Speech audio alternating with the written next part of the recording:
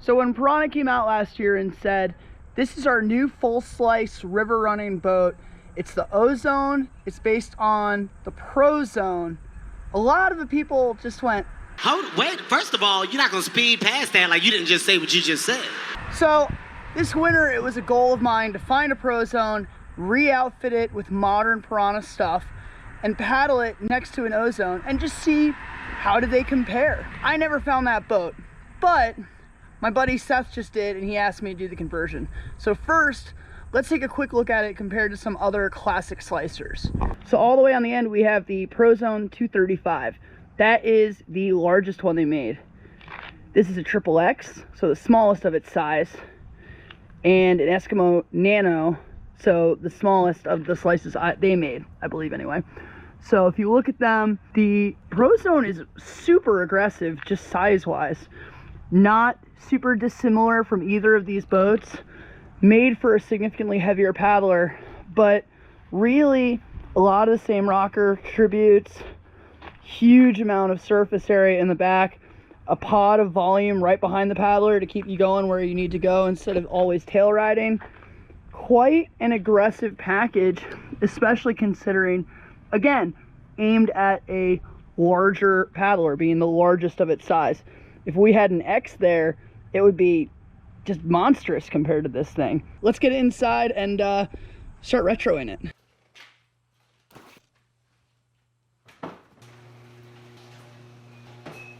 This is roughly what would have come stock back in the day.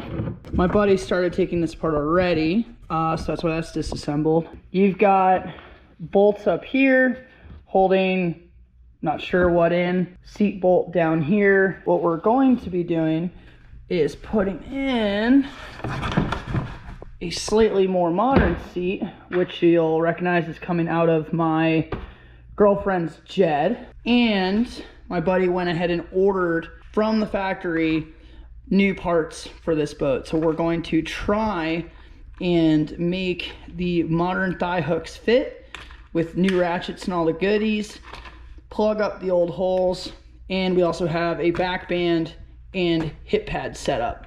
So I'm gonna rip into this relatively quickly and see how far we can get. This is just a clever little tube for the webbing that actually adjusted the backband to pass through before it got to the thigh hook. The seat is just held in with these little thumb screws. This is going to get sporty fast trying to convert a new seat in. It's probably not going to be for most people. Alrighty, well, she is all together. New thigh hooks are in, new seat is in, everything is beautiful. Now, obviously we just skipped ahead. You can thank the girlfriend who made me refinish this from a $20 piece of crap. Sorry boys, she's more important than you are. So, what did it take to actually get this done? You are going to need to, on the thigh hooks, widen each hole that corresponds down there this way, right? So it's not gonna reach fully, but by widening that hole out, goes just fine. My tool of choice for that mission was a Dremel with a tip which fit very closely into the stock hole already. Made it very smooth to just grind that over. You could do it with a drill bit too, dealer's choice. The real sketchiness comes down to having to drill out for the seat mount.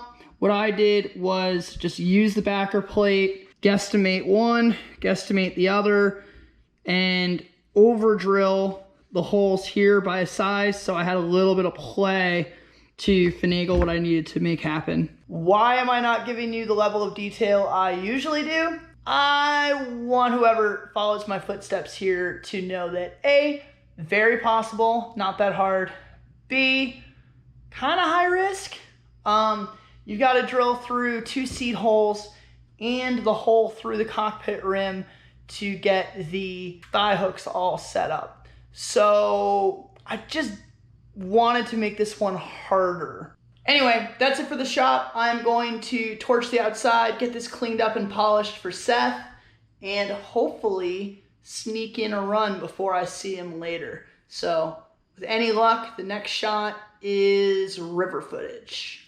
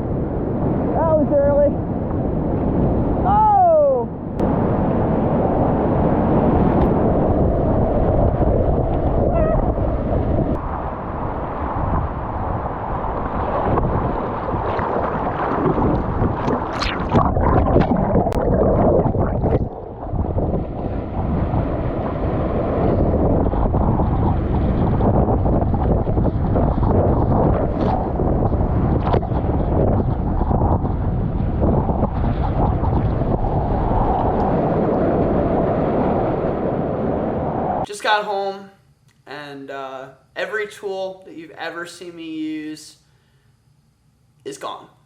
We got robbed over the weekend. Unbelievable. Anyway, is the Prozone better than the Ozone? No. Once again, 20 years down the road, we make better boats in every imaginable way than we used to back in the day. But if you wanted a fun, beat-around slicer, you had the outfitting anyway, or you were willing to make the investment, this is a super cool retro project that is fun and somewhat worth doing. We went into it knowing that my buddy was going to buy an Ozone. He's a huge Piranha fan, and yeah, hopefully it was entertaining for what it was worth, but absolutely would make better boats. Better plastic, better design, better understanding of fluid dynamics. It's all better. So, wish there was better news, but catch you on the next one. I can almost hear my mother. So you can never clean your room, but you'll clean out a 20-year-old kayak. I see.